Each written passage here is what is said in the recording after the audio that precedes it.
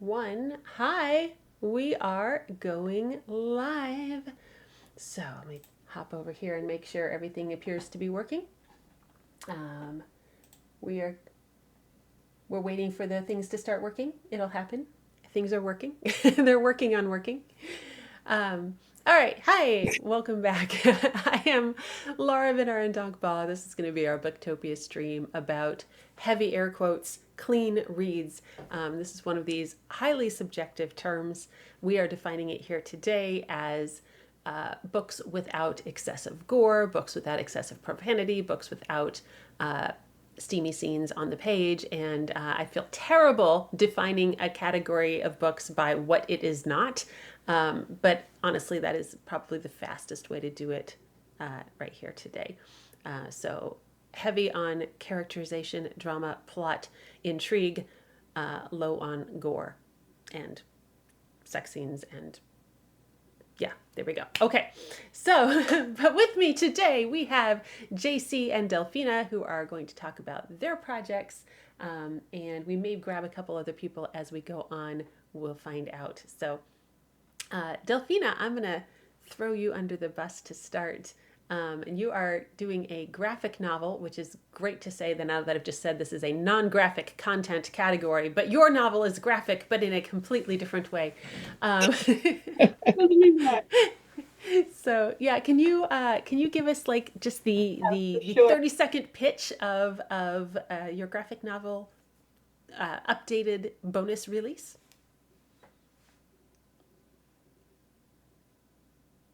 Absolutely. So, my Booktopia project is called Somnolus.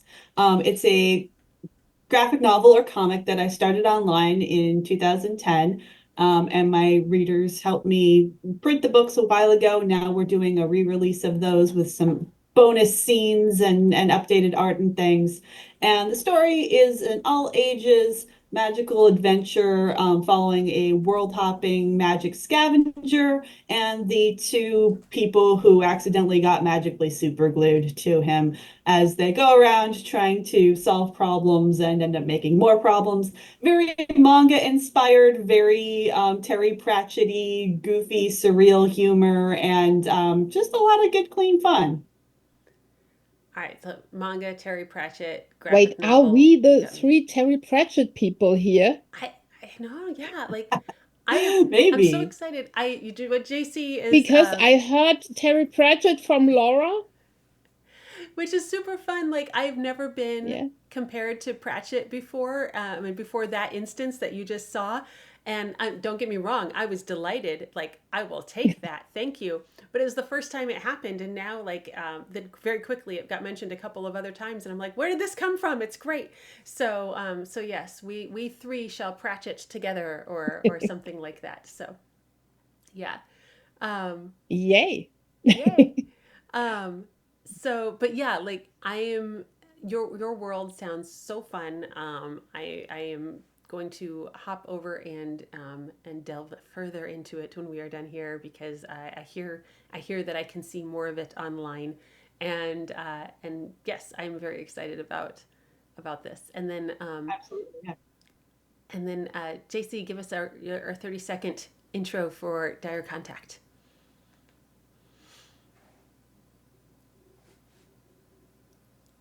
I have no idea. This is what happens. People are experiencing things and they have no idea what happens. So starting with people disintegrating just before them, and they have to find out why. Um, Trying to catch a serious killer that turns out to be not a killer at all.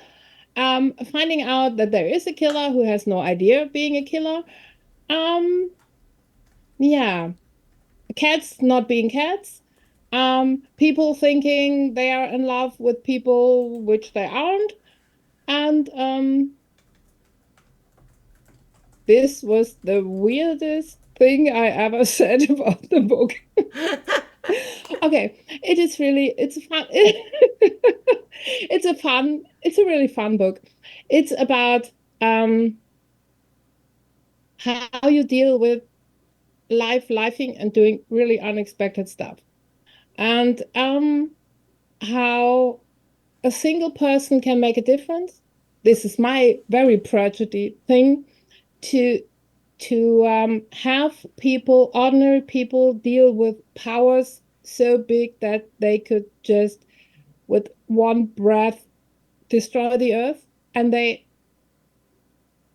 are able to prevent it because of people being people. So Yeah, which being is very people is kind very of their prescient. superpower.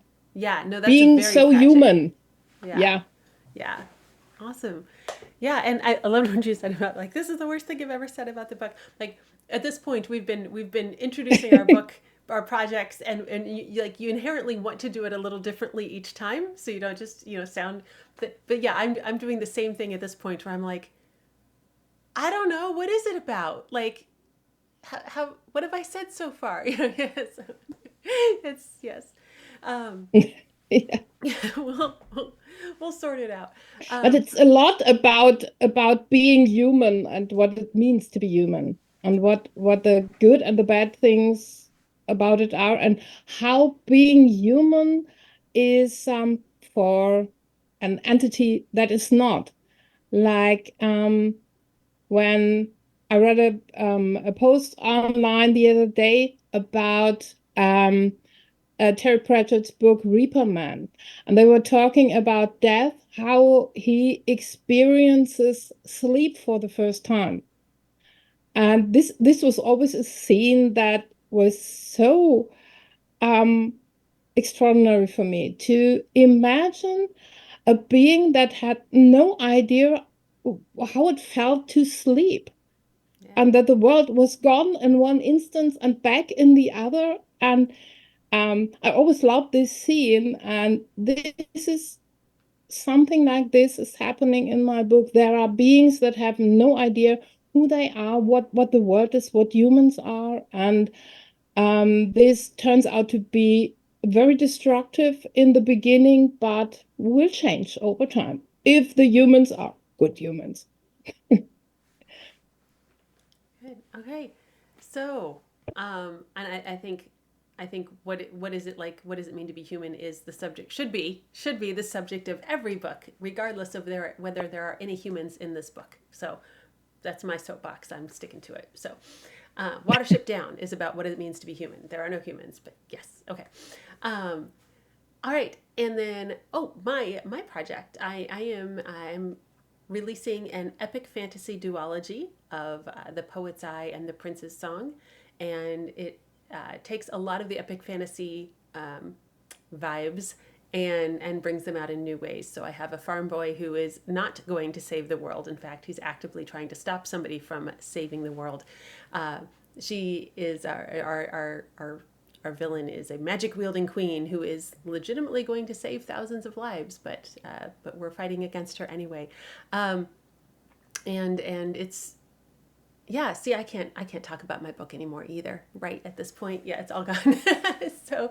Uh, but yes, I have an ensemble cast, two groups of characters who are probably antagonists, but neither of them is actually the villain. That is someone else, and we are having a fantastic. I adore these characters, and it's not like I'm a writer. I love all my children. I am having so much fun with these characters, so I am very excited to introduce them to the world.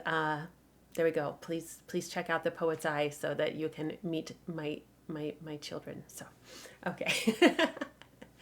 um, yeah. So this is a little bit of a different topic stream. And that, as I said before, I hate defining a category of books by what it isn't. That rubs me raw in so many ways. But honestly, one of the most common definitions of clean reads, again, heavy air quotes because it is such a subjective term, and many people have their own definitions for it. But it's usually defined by what is not in it. There's not a lot of profanity. There's not a lot of gore. There's not a lot of open door sex scenes. These kinds of things. And so, I guess for me, I tend to. It's certainly not that I don't have drama and violence and events in my book. It's just that I have never felt the need to wallow in it. And I don't want to say this in a judgmental way because, it's not that a book that contains gore is inherently bad. That's definitely not the take home message. It's just not my style. And so I don't know. I just wanted to ask you guys, did you deliberately set out to write books without these things, or did you just look back at the end and go, oh, that happens to be where we ended up? Or what are your thoughts? For me, this is different for the gore and the sex thing. Because for the sex, it's just they are so busy saving the world and figuring out stuff, they simply have no time. Yes. So I have a slow burning romance, in fact, more than one, but it is book one, okay? But I don't think I will have a lot of steamy stuff in the later books too, because I have my whole focus is on relationship and what is going on the emotional level between the people, and I don't need the sex part for this. I don't think I do. So this is that, and the gross things. I personally don't like them. So I don't feel the need. I have a thriller, and I have a serious killer, and I have a series of dead people, obviously, but they have either they are already dead, so it's just reported that there are dead people, or well, I don't like to describe the gross stuff. So it's enough that you know, but you don't have to get epic about it. So Right. this is my personal taste. And I don't think that I can write something really good that I don't like. So I write about the things that I care about, and this is story, and this is characters, and this is secrets and intertwining storylines, and I have multiple point of views, I have multiple timelines, I have parallel universes, I have all this stuff. And well, having gross sex scenes is just too much. I, I want to So come back to you. You talked about the characters don't have time. This is actually one of my huge pet peeves about like thrillers or film. There's many genres that do this, but they have an obligatory like we have to have a sex scene because of whatever. And I'm like one of the worst offenders is they're being pursued by people who are actively shooting at them. We are running down the street with bullets flying. We stop, we yeah. crawl under a bush, we get busy, we get up and we start running again. And I'm like, no. Okay, first of all, I am disinterested at this moment because my life is in danger. Secondly, like you just negated all the tension. I don't feel like people are actually shooting at them if you have time to crawl under a bush and engage in non-life preservation activities. Like it's, it took all the tension out of the chase scene for me because I was too busy laughing at them under the bush. So I just loved your comment about they don't have time because I feel like sometimes that's it's a little more realistic to stay on task. I don't know. So um, there we go. Yeah. Delphina, did you want to say anything while I'm monopolizing over here? Or Sure. I mean, so I am a comic artist, so I write and draw all the stuff. So that means if I want violence and sex, I have to draw it in the comic. And it's not my thing, but I have a lot of friends who do like the more adult content stuff. Mad respect for them. They've really crafted some compelling stories. I think the focus for Somnolus was always to keep it accessible for a lot of people. And over the years, for my first printings of the book, I have so many parent friends who've gotten the series for their daughters or sons, and just like it's so magical to me to like have this 5-year-old come up to say, I really like your comic. And I'm just like, oh my gosh, that's so cute. And not to say there aren't very serious things that the comic goes into. I do feel like I have a lot of tension between the demon wing sort of race, which are the Demshul, and the angelic sort, which are the Canaanites, and they are so there's some like religious aspects, some societal differences that we're exploring, and how to bridge the two things. So there's so much found family. There's so much like learning more about the cultures and the lies that they've been told between them. And one of the things that really resonated with me as I was exploring these characters and writing these characters over the last 14 years was just how many different kinds of relationships there are. There's just so much nuance to friendship. There's so much nuance to character dynamics where someone feels like they have to be protective of somebody else, and how does that play out and how does that manifest? There's aspects of like, here's a person who's trying to avoid certain aspects of this other person. How does that play out? And there's certainly ways to do that with violence. There's certainly ways to do that with sexual content. And those aren't ones that I chose to explore just for the sake of simplicity.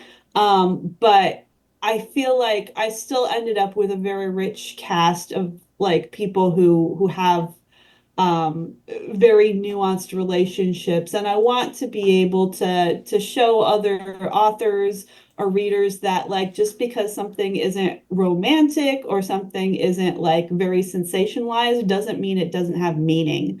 Yes. And your relationships, maybe if you're on the ace spectrum or something like that, there's a lot of stuff that like you don't explore because, well, you're just friends. I mean, that's not true. There's so much to explore in the realm of friendship and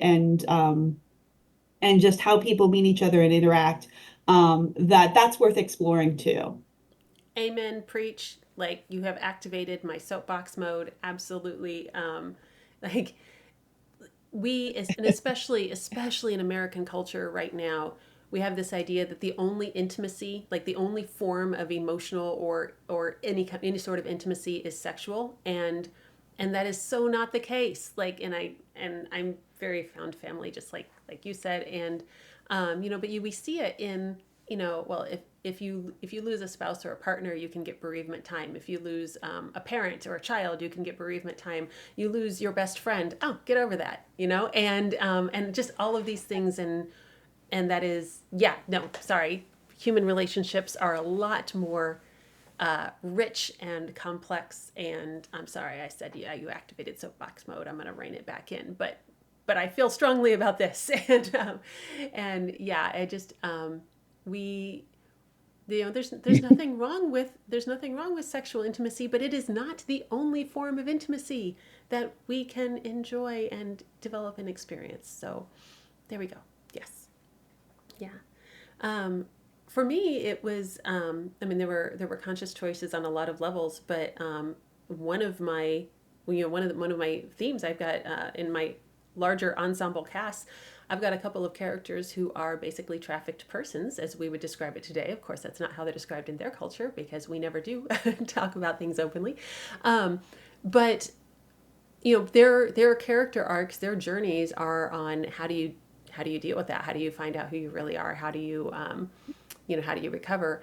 And I don't want to try to write recovery stories while also being exploitative of those situations. So those are things that I just, for me, it would not feel right to have a steamy purient scene while we're also talking about, and this was hugely exploitative for this for this individual, and we're going to talk about how bad that was or something, and those just wouldn't mesh. But yeah, it's really yeah, I think, and Delphina, you alluded to this a little bit, that we tend to draw the lines of child-friendly content and adult content without realizing that, no, like, there are lots of people choosing to engage with different things at different levels for a whole wide variety of reasons.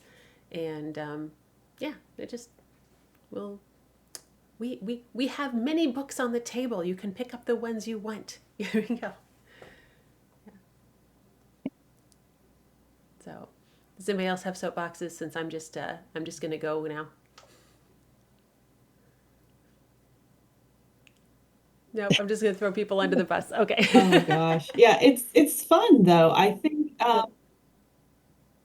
yeah, it's so much fun to like just explore different richness and stuff. And to your point about like there's some really deep topics that like you want those types of people who need the messages from your book to be able to like access it. And sometimes if you're going a little darker, sometimes that can distract from the message or trigger things that like maybe they don't want to deal with. But there's definitely ways to talk about like some very serious things without getting exploding and stuff. Like you can there I think it really speaks to a writer's creativity when they're able to just sort of break away from the sensationalism and really drive into okay, but what's the emotional core of this? Because it's like this doesn't just happen to people and they're fine. Like let's explore what's going on emotionally for them. And you don't always need like anything graphic to go into that, and sometimes it's the better choice to not include that. Also, I will speak that my own experience, if I Also, read or watch there's something this horror. thing about Sorry, I know our little delay is throwing off our conversation. It's like my imagination is frequently so much more worse than anything that is going to be put on the screen in a horror movie. So yeah, sometimes like giving the framework and then letting the reader fill in is far more effective. I'm so sorry, JC, you were talking and we had our delay overlap. Please go ahead. I know we have this time thing. I was just thinking for me, it is so important to experience the reader really getting a character. So I have this one character, she got identified as autistic by some readers. She is not, but she appears like that. And when we first meet her, she is described as she has no humor. And then she makes the joke, this first trilogy I have is called the No-Brainer trilogy. And she is coming up with this. Um, and her friend thinks she's joking, and this would be a great joke at the time. But a reader told me, "Oh, wow, I get the comment from a beta reader at the side of the manuscript. Oh, wow, I thought she doesn't have humor. This is not in line with her character." And then on the next page, oh, this is why this was not humorous from her. In another scene, she uses dice to determine, to randomize stuff. And they said, oh, she wouldn't do this. She's so rational and so logical. Why would she use dice? She does it to make sure she doesn't influence her results. This is why she used dice. But both times, the readers figured what is in character and what is not. And this was great for me to experience, to be able to create characters that are so clear and so alive to the reader that they know, oh, they would do this, they won't do this. And this is this is very important to me, to have characters that feel real and don't have this generic type of characters. And even with a very big character cast, I'm focused on having original characters that have their own way of dealing with the world. Yeah. And I love, like, to me, like, there is no story without character. Like, people ask sometimes, like, was this a plot driven story or a character driven story? And I'm like, I don't understand the question because how can you have a story without it being determined by the people who are in it? So and yeah, so exactly. I want to give me those deep dives into people's heads. Like, let me see. I don't have to have an internal. I want to see how they work. Like, let me see where they're going. So, yeah, um, cool. I'm just really having a great time, being in Booktopia and talking to so many authors about process and characters, and getting to do things like this where we get to just nerd on our favorite little things. We just did the character stream, and watching everybody's light up talking about their people was super fun. Yeah. And yeah, so that's where I am. So with this, and but yeah, I had several people ask for, and I guess probably the timing's just not working out here, but I had several people ask for a stream topic that would just focus on these kinds of books that are, maybe my book still has a content warning, but that's because I believe in letting people make educated choices. But they know exactly what they're going to get, and it's not going to be like we turn the page and, oh, I didn't know this was coming, kind of thing. So yeah, because I don't think it's for adults versus kids. I think it's everybody gets to make educated choices about what they want. So yeah, does so, and I'm sorry, I want to respond a little bit to Delphina. I'm talking, by the way, please jump in at any time.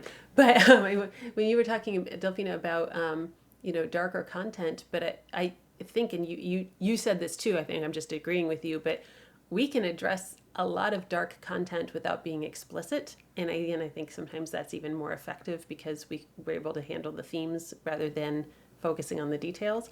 I don't know. Again, there's a lot of range in how we can address things, but I think sometimes, stepping at a little bit of a distance maybe is actually a better overview. But it depends. It always depends.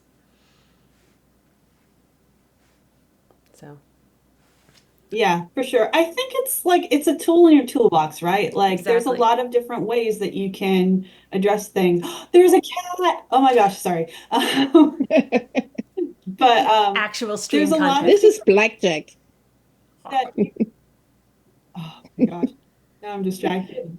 Um, with great yeah, reason. just like choose the tools that make sense for your narrative, right? Mm-hmm. There's all kinds of ways that you can talk about different subject matters and things, and especially in the comics world, I feel like people do flip through your art. If you're at a comic convention, ask you, is this appropriate for my kids or whatever? Right.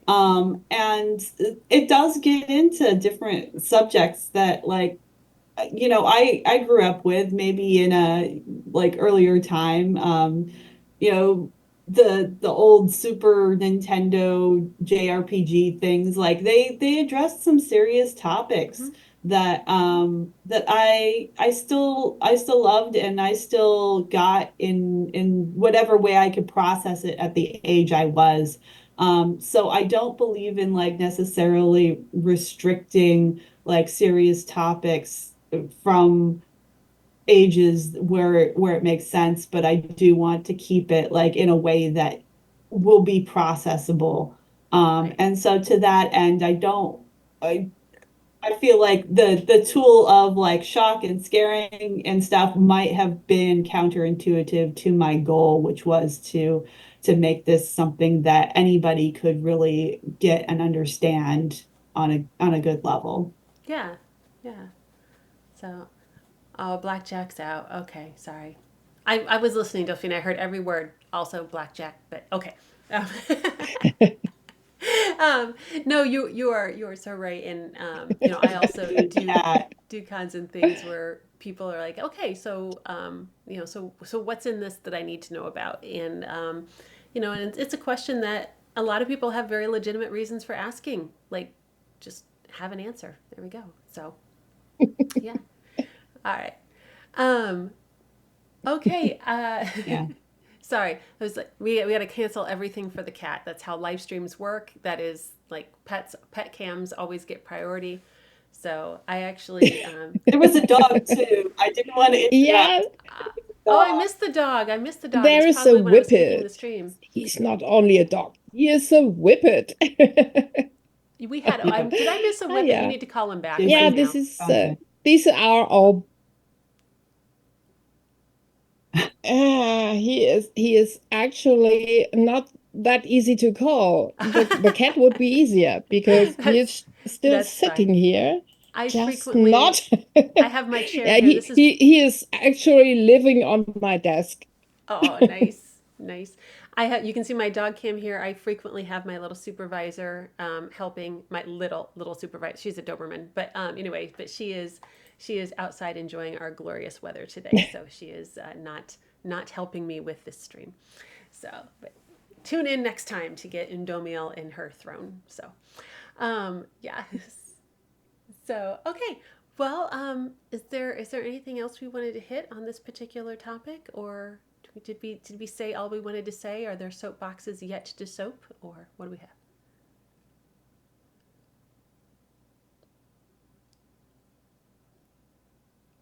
No. Okay. Then Well, we're good. for me, when you said people know what they are getting, this is something I really hope people don't, because I have so much things in my book where I want people to be really surprised, just not in this annoying way when Right. you got stressed and shocked and Yeah. just going, oh, well, I really didn't see this coming. And I also must say I have a really bad cliffhanger at the end of book one. This is why I'm so eager to point out that I'm already writing book two, because I had one beta reader actually writing at the last part of my manuscript, I want to kick you, because she was so into reading, she forgot that this is book one in a series, and she was really angry for a moment. But it was not my fault. Obviously, I told her, but Right. yeah. So I am working on book two to make people happy, and yeah. This is where I will So point I out have that no I am idea. dropping. Spoilers and cliffhangers seems to be something. Yeah. This is where I will point out that I am dropping my complete story at once in Booktopia. You get all the books at one time. So, so yes, I hear you. No, you're so right. Like, it is not, I want to surprise my readers. I want to shock my readers. I don't want somebody to turn a page and find a sexual assault scene they didn't know was coming, right? Like, that's those that I want them to be able to make a decision about that. Yeah. But as far as like spoilers, oh no, no, we're going to surprise people. We're going to shock people. We're going to do all the things. Yes, absolutely. So, yeah. Okay. Um all right, anything else? And again, I'm sorry, I know this delay is making our conversation a little bit awkward. We're all just going to stare at each other for a second till my words reach you. So, okay. I'm All right. good. Thank you We, for hosting this. oh, absolutely. Absolutely. It's Yeah, fun. And me I'm too. sorry This we was had, great. I'm glad I stayed, and that yeah. people have fun talking about books that don't have the things but have so many other things in Right. them. And Yeah. yeah. Yeah, and I'm sorry we didn't get our other couple of authors who asked for this topic, but stuff happens, things come up, and that's fine. We'll catch people another time. But in the meantime, we had a very good time talking. Stuff is in the chat, and yeah, so I'm gonna wrap the stream here. And thanks everybody who made it through to the end of the video. You have an awesome day. Check out Booktopia. Bye. Okay. Booktovia, yay! Bye. Okay, we are stopping the stream. Please hold. Um, And remember to